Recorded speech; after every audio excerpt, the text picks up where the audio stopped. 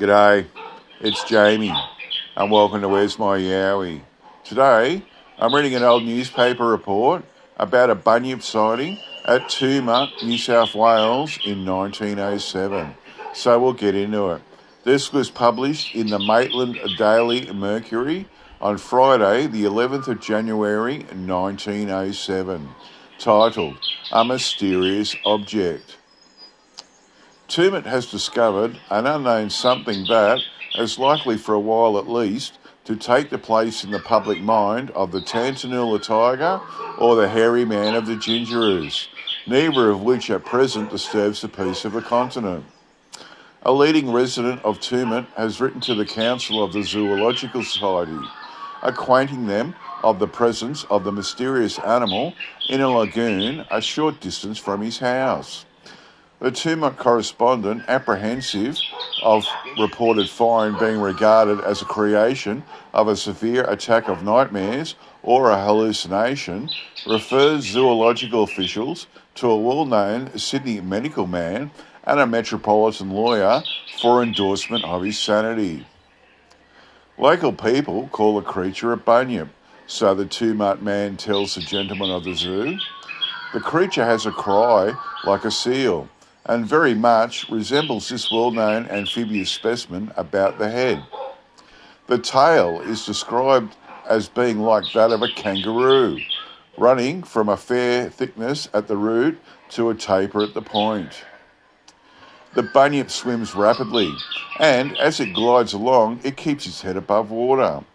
Its length from the tip of its nose to its extremity of the tail has been set down at about 4 feet. And the colour of the creature is reported to be black. The animal does not appear to have ears, but if it has, they are very small. The discovery has caused considerable commotion in Tumut, and the old residents are now reminded that a similar animal was seen in the same lagoon 50 years ago.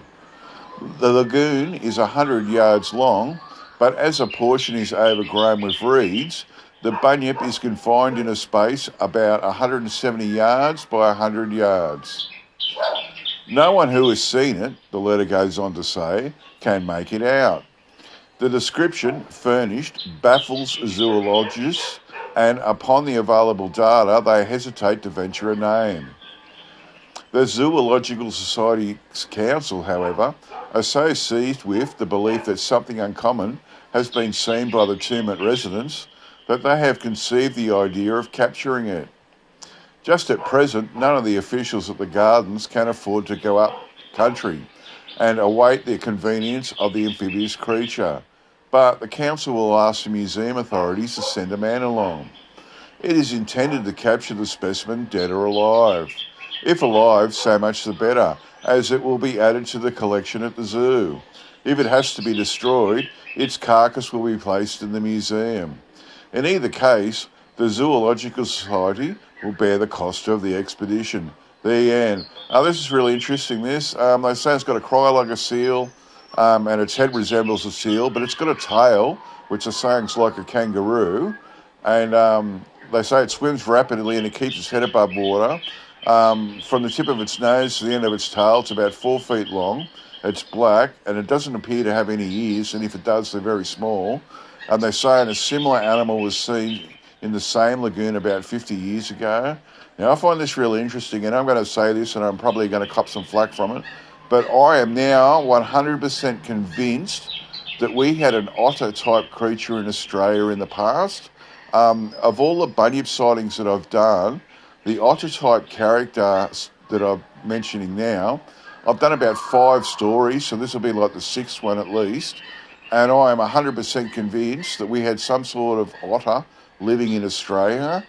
Whether it was marsupial or not, I have no idea, but I guarantee you there was one. Okay, that's it from me. I'll get back to you all next time. Bye.